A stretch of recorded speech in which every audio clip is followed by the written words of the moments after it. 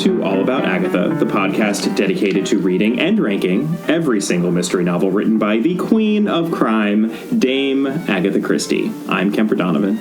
I'm Catherine Broback. And this week, we are discussing a Miss Marple story. First, though, I would just like to make a very short plea to our many listeners to please leave a review and rating for us on iTunes, as that will really help us out in our placement and rankings there and just help the podcast out in general. And also reach out to us on Facebook because we love corresponding with you. Yes, of course. We love all of that as well. And we often forget to mention the rate and review thing because it sounds so, quite frankly, mercenary.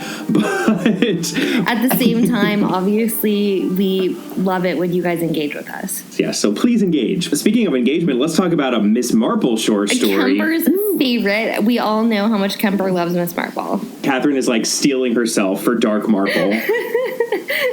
Sadly for me, there's very little of my Dark Marple theory in this episode. That's true. So the story that we read for this episode is Ingots of Gold.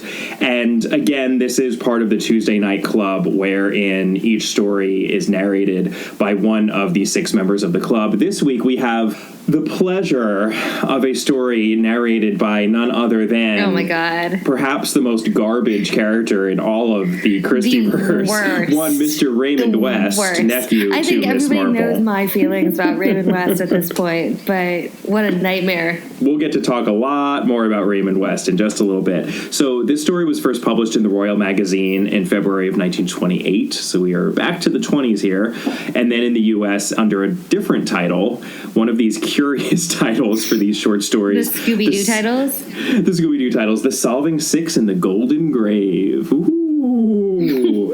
And that was a couple of months later, also in 1928. So let's just get right to it and talk about our victim. This is a curious case of who the victim might be. I guess the victim is treasure seekers the world over, and also new men. I'm doing that in my I'm doing that in my best Jerry Seinfeld voice. Newman! And I'm shaking my fist when I do it. Hello, Newman. Damn you, Seinfeld! Newman is a gentleman who is friends with Mr. Raymond West. We're already suspicious of him. Indeed. Because why would you be friends with Mr. Raymond West? Nobody should be friends with Raymond West. He should be friendless and alone. But Newman gets tied up and left in a ditch for, I think more than a day. He does. Yeah, I mean, let's just say it up front. This is not a murder mystery. No, so it's not. There is no murder victim. This is one of Christie's more crime capers that have to do with a grand theft. Regarding perhaps ingots of gold. Regarding perhaps ingots of gold. This story is set in Cornwall, in a house where Newman lives. Just get it out of the way now, Catherine. When I say Cornwall, you say... Poldark. You've redeemed me. I am your humble servant. And I love you.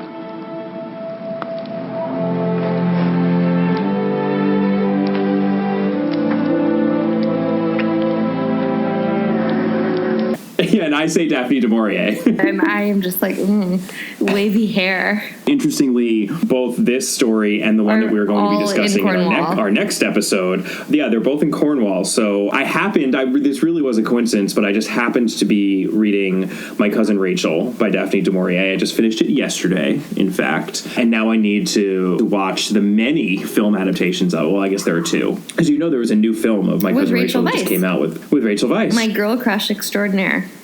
I didn't realize it, but Richard Burton plays the sort of innocent male, or not so innocent, but the young man in the classic version with Olivia de Havilland. Still with us, by the way, Olivia de Havilland, for anyone who's keeping track. 101 years old this month. Also, if you've read any article with her, she is just absolutely the coolest person.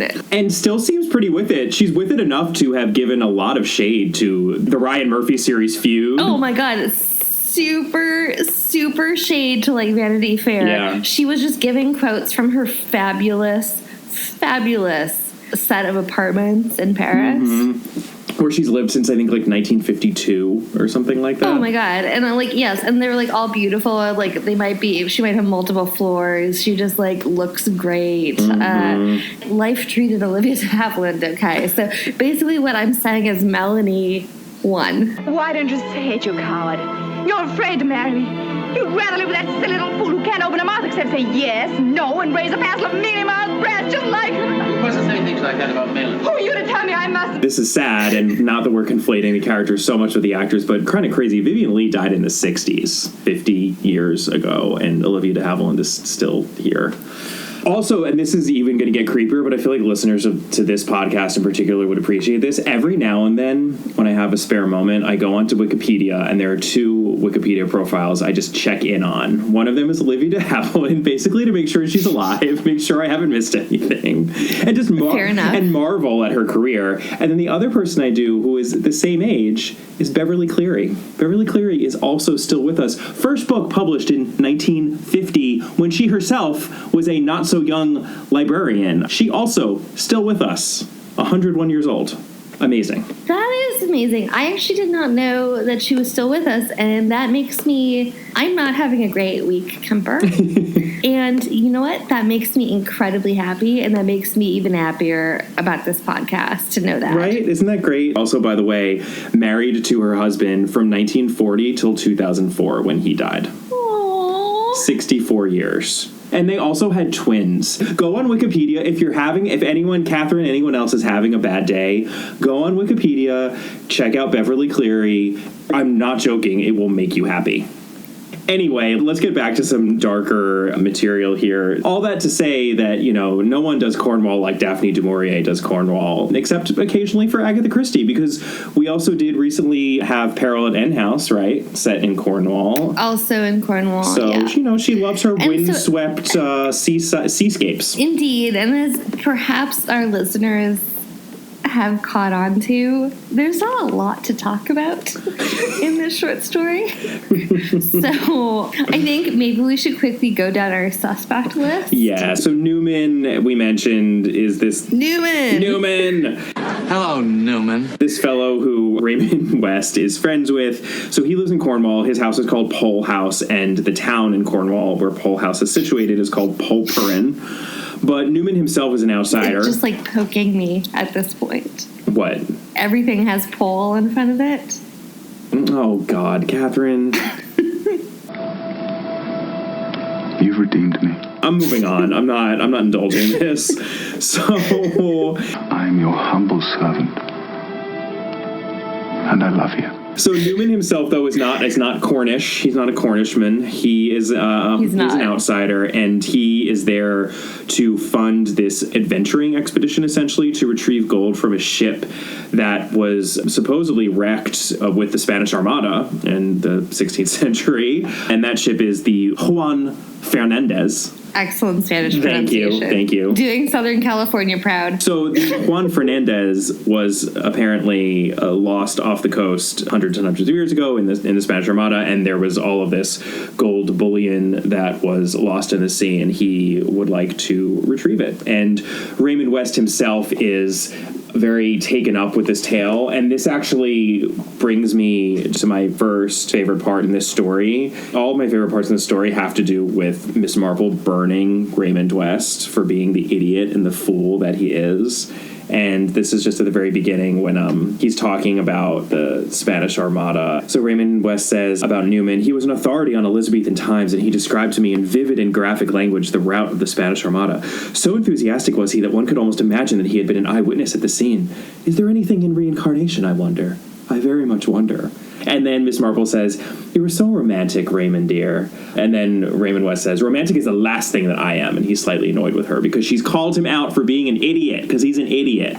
All right, next suspect. Go for it, Catherine. Okay, so we have Inspector Badgeworth.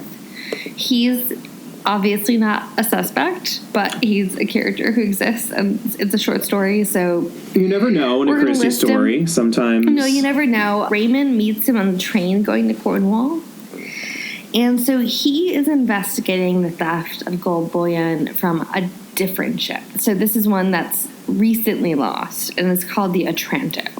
Right. So it's an entirely different ship, entirely different missing gold.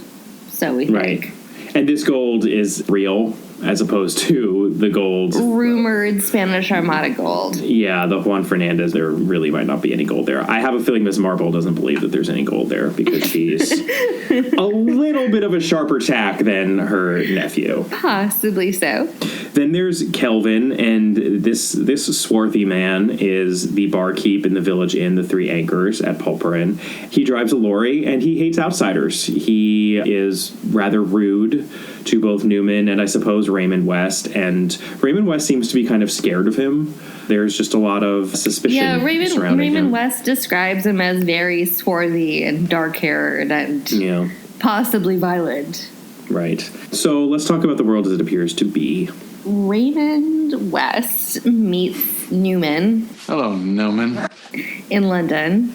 And Newman... Hello, Newman. ...tells him the story of the Juan Fernandez and about how he is funding this expedition to recover her gold. Raymond decides, while he is a famous novelist and so inventive and he loves a good story, he's going to go down to Cornwall and hang out with Newman. Hello, Newman. See what he's up to, learn about these shipwrecks, etc. Yeah, he also mentions that he's working on a novel. Yeah, I feel like Raymond West has a lot of things. Yeah, he said, I was working at the time on a novel, some scenes of which were laid in the 16th century, and I saw the prospect of getting valuable local color from my host.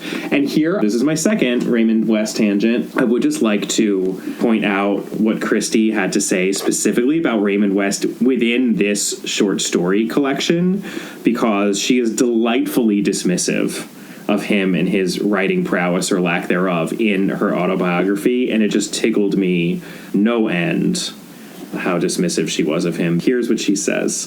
This is when she's talking about creating the Tuesday Nightclub murders. I gave Miss Marple 5 colleagues for the series of 6 stories. First was her nephew, a modern novelist who dealt in strong meat in his books, incest, sex, and sordid descriptions of bedrooms and lavatory equipment.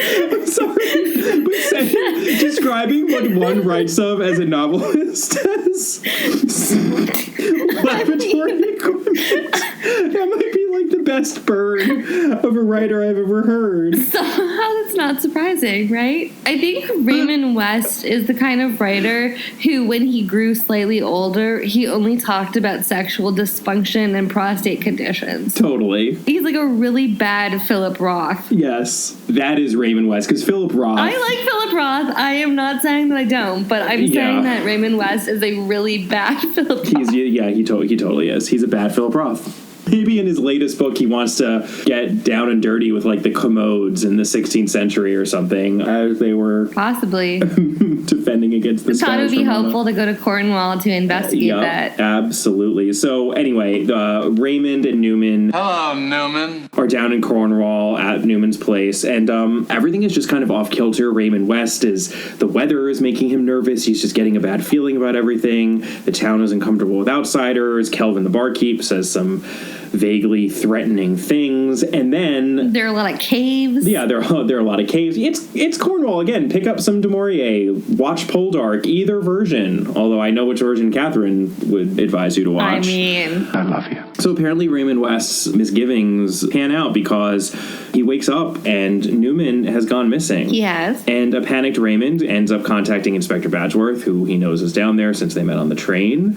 And a manhunt is launched, and it takes a really long time, but they finally do find Newman, and he's bound and gagged in this ditch at the corner of his property. And he has this whole story that he went for a walk the night before, as he told Raymond West he was going to do, and that he came upon these smugglers, essentially. And this is so Jamaica Inn, by the way. And he came upon these smugglers who looked like they were moving the gold from a cave where they had been secreting it to somewhere else, but then they found him and they bound and gagged him and eventually deposited him on his estate. And no one can find the gold. The Inspector Badgeworth finds evidence that, in fact, the gold seems to have been moved from one spot, but now they don't know where it is, and all seems to be lost. And the other really funny thing about this is that the whole point of these Tuesday Nightclub murders is that the person telling the story knows the answer so that they can check their answers at the end, and whoever is right, i.e. Miss Marple every single time, has the benefit of knowing that. But Raymond West... Surprise! Raymond West doesn't actually know what happened because he's that much of a doofus. Well, he thinks he does know, right? Because he thinks... So let's flip over to the world as it actually is. Please. Well, there are really only 2 clues. And one is not exactly a clue, but a reader opinion. So, the first clue is that Raymond wakes up one morning and he sees the gardener outside. It's the morning when it turns out that Newman is missing. And so that makes it a Monday. And this is going to be important later. Yes. So he sees out his window the gardener, and he is, like, very distressed about the weather and all of these other things, and he is convinced the gardener is digging a grave, only for it to later turn out the gardener is actually digging a place for a rose bush. Right. Dun, dun, dun. Is he? Well, I mean, this is a classic Christie misdirect, right? The whole framing of seeing this gardener is that, it seems like this is actually someone digging a grave, but it's something that's totally benign. He's just putting rose bushes in. But that's a Christie misdirect because we are given the information. And to be fair, we should have said this as we were telling you about the world as it actually is. But on the very first page, Raymond West says, the date of these happenings was 2 years ago when I went down to spend Whitsuntide with a man called John Newman in Cornwall. Astute reader would probably circle Whitsuntide because that is information that seems unnecessary that Christie is providing there. Not that either of us knew this, being Americans, although it's totally possible that in different regions of the U.S., Pentecost and the dating of all of this in the calendar is just much more of a known thing than it was for either of us. But Whitsuntide itself is referring to the period 50 days after Easter Sunday. That Sunday is Pentecost, and then the Monday after it is Whit Monday. So that is the time period at which all of these events are taking place, and we're notified of that on the first page when Raymond West says that he's spending Whitsuntide in Cornwall with Newman. Hello, Newman. This is important because we need to know that what we're talking about is a holiday weekend. Yeah, that's all. For non-religious listeners, that is a gimme on the first page of the story. We would love to hear from people if it actually is different in the UK and potentially in the UK in the 20s, but I suspect that Christie chose a holiday such as Pentecost and Whit Monday because even then, and among a Christian community, it wasn't as major of a holiday as Easter or Christmas, obviously. I at least feel confident that I grew up Catholic, and I always knew when Easter was. I always even knew when Lent was beginning. We know Mardi Gras, we know Ash Wednesday, Palm Sunday, the week before Easter. I think it's really, really important to Eastern Orthodox. I think that among her audience, it was a clever holiday weekend to choose because it may have passed the notice of many of her intended readers, and it certainly passed my notice. We say that, and we would love to be corrected of that if that's not the case, or not even corrected, but just educated on how well known the holiday of Whitsuntide and Pentecost / Whit Monday is. Well, is it a bank holiday? And right, yeah. That's basically the key concern, because what we're going to end up talking about is why does that matter, right? Right. So it matters in that, and this is what we were talking about with the classic Christie misdirect, that all that business with the gardener, like, no, he's not digging a grave, he's doing work. Well, it's Whit Monday, he shouldn't be doing work because it's a holiday. So that gardener can't actually be a gardener, and that immediately puts the suspicion on Newman. Newman! That person was in the employ, presumably of Newman, if he was on that estate, and it should make us suspicious of Newman, who we weren't suspicious of since he had been bound and tied. But of course, people can be bound and tied and still part of a plot at the same time, as we have seen before. Indeed. Second clue is Raymond is a dumbass. We know that because we hate him and he's a garbage human being. I mean, I guess if you don't think that about him, then this might not have been an obvious clue. But he's the one telling this story, and he's universally wrong at all times. Yep. So if he thinks that Newman is a good guy, probably Newman's not a good guy. Someone whose heart is so dark it cannot be swayed by pity, emotion, or human compassion of any kind. Yep. And so guess what? Newman did it. Newman did it. Damn you, Seinfeld. This whole thing was a ruse, and we should mention that all the suspicion falls on Kelvin because what Newman was trying to do was to frame poor Kelvin, the barkeep, with his story. And he successfully does it. He does, because there's this whole business with tire marks that they're able to match to the tire on Kelvin's lorry. Fortunately for Kelvin, though, the lorry happened to be parked for that evening across the street from an ill person who had a nurse, and both of those people were able to say that they had been awake the entire night and that they had not seen or heard the lorry leave its spot. There's a lot of shade thrown by one Joyce Lampriere on sick people and nurses not actually telling the truth. Yeah, she was like, well, they all fall asleep and nurses are liars. Exactly. Yeah, she's basically like, everyone's a liar except for me. Honestly, she and Raymond seem like they're kind of perfect for each other. I know I was softening a little bit to Joyce, I think, in the last of these. You were softening on Joyce, and I told you were wrong. No, she's no good. Anyway, that complicated matters, and the Tuesday Night Club goes around, and they all have their theories. Of course, Sir Henry has insider information, as he tends to. So he can't say anything. So he can't say. Right. We don't really need to go through what the others say, because it's wrong and bad. And Miss Marple, of course, gives them the answer. And that is that Newman was a career criminal who was never looking into gold bullion from the Spanish Armada, but was instead intent on stealing and secreting the gold bullion from the recently shipwrecked Otranto.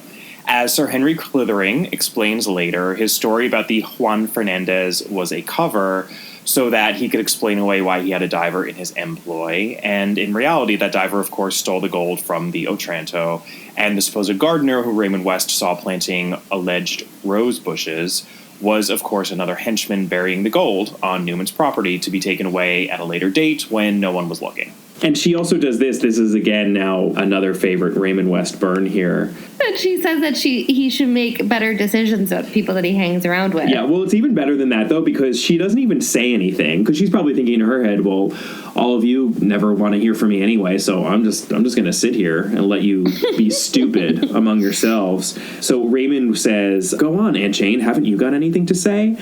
In a minute, dear, said Miss Marple. I am afraid I have counted wrong. 2 pearl, 3 plain, slip 1, 2 pearl. Yes, that's right. What did you say, dear? That is some passive aggressiveness on Miss Marple's part, and I love it. She's like, let me focus on my knitting, because my knitting and my stitches are way more interesting than you idiots. So once she gets that under control, then she... Going to my dark marple theory. Yeah, no, I mean, I don't even think that's dark marple, though. That's just awesome marple. So then he says, what is your opinion? And Miss Marple responds, you wouldn't like my opinion, dear. Young people never do, I notice. It is better to say nothing. Again, passive-aggressive. Whoa.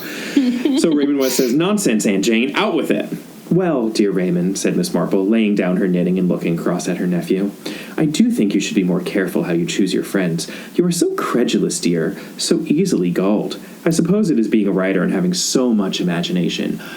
Boom! Down goes Raymond West. It's so much shade tossed. Oh my god. And she says, obviously it's Newman. You useless pustule. That whole story was ridiculous, and the tire mark that matched with Kelvin's tire, you can change a tire. They put that tire that had a distinctive marking onto Kelvin's lorry. That was part of the framing of poor Kelvin. And Sir Henry Clithering once again confirms Miss Marple's brilliance. He says Newman has another name, several other names in fact, and at the present moment he is not in Cornwall but in Devonshire in, wait for it, Dartmoor. Prison! A prison we have visited before in... The Sittaford Mystery. Yes, the Sittaford Mystery. Maybe he was out there on the moors trying to escape with Violet's father. Maybe so. Newman. Good night, Newman. And the story does also end with another tiny little dig from Miss Marple with her knitting needle into Raymond West's arm or eye. She gives the deduction about Whit Monday, and she says, when you are a householder, dear, and have a garden of your own, you will know these little things. Right. But for now, you know nothing, because you are nothing, Raymond West. You know nothing, Raymond West. And that's the end of the story. The only other thing that I would should make a note about in this, which I thought was kind of funny, was that the ship that sank is called the Otranto. We wanted to bring it up briefly for readers who don't know. The Castle of Otranto by Horace Walpole is a founding text in a lot of ways of the Gothic novel. Absolutely. So much so that Northanger Abbey, which is a favorite of mine, I love Northanger Abbey. It's a little bit of a parody of that kind of Castle of Otranto book. Yeah, and Anne Radcliffe. Definitely Anne Radcliffe, for sure, Anne Radcliffe, yeah. I took a Gothic literature course in college, and one of my favorites that I read, because Anne Radcliffe, I actually read Anne Radcliffe after reading Northanger Abbey, because it's mentioned so much in Northanger Abbey. I was like, I have to read some of this Anne Radcliffe, and I slogged my way through it's really hard to read. Yeah, but the one that is truly a page-turner still, and I highly recommend it to listeners out there, is The Monk by Matthew Lewis. It is shocking. There are shocking things that happen in it that shocked even me with a 21st century sensibility. It is story. You cannot put that thing down. It is so good. And Anne Radcliffe, actually, I remember learning that she wrote one of her books in response to The Monk, because in most of the Anne Radcliffes, it seems like horrible, dastardly things are happening, but she usually pulls back from them. A couple of weird, awful things happen, and there's some supernatural stuff, but a lot of the really awful, weird, sexual, in some cases, things that seem to be happening never do happen. Believe me, it all happens in The Monk. It's insane. Right. Well, right. And so Northanger Abbey, the joke is that every expectation is that something horrible and violently sexual and something else is going to happen, and of course nothing does. Like, there's one scene when she's looking in drawers, I remember, and she thinks she's finding, a letter written by a captive maiden or something like that, and it's a bill. Yeah, it's like a bill for underwear. The best thing about Northanger Abbey is that it makes fun of readers. Right? And so we have a good sense of humor about this. And so I think that we can all appreciate that sometimes we might take things too seriously.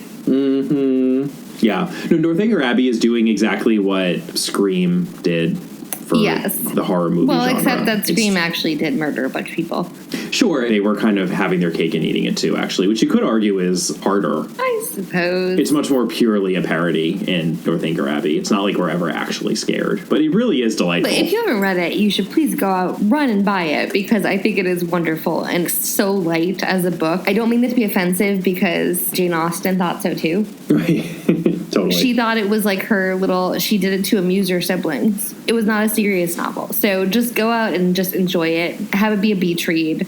But back to Otranto, I think it's funny that the ship is called Otranto, because what it is doing is calling attention to a little bit the ruse in it. Yeah, and the Gothic ruse here of shipwreck and gold bullion, and it ends up being a very mundane sort of a thing where Newman was in on the gold that was being moved, and that was it. There were some criminal. Clever criminals who were gold thieves. Right. It feels like a deliberate reference anyway. So I guess, those are marching orders there. Read Castle of Otranto, read Northanger Abbey, The Monk. Go check out Beverly Cleary on Wikipedia. Go read any interview with Olivia de Havilland. Recent interview with Olivia de Havilland. And also Beverly Cleary, by the way. That's because that is also why it's delightful that she has all of her marbles with her still as well. Bottle whatever the two of those ladies are eating and drinking for their century plus of living. Probably. Well, Beverly Cleary is still in Oregon. Maybe it's that clear air of the Northwest. Join us next week when we will discuss another Miss Marple short story, the next in this Tuesday Night Club series. That one is called The Blood-Stained Pavement. Ooh, yet another spooky title. Sinister. Also set in Cornwall. And also, so that you know, our next novel is Murder on the Orient Express. What? Yeah, can you believe it?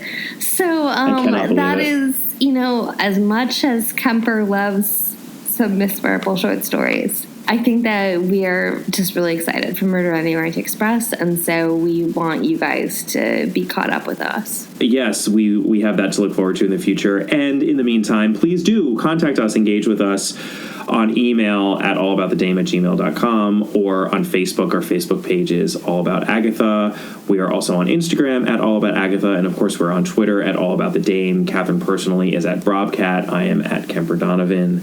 And as we mentioned at the top, please do take a moment to rate and review us on iTunes.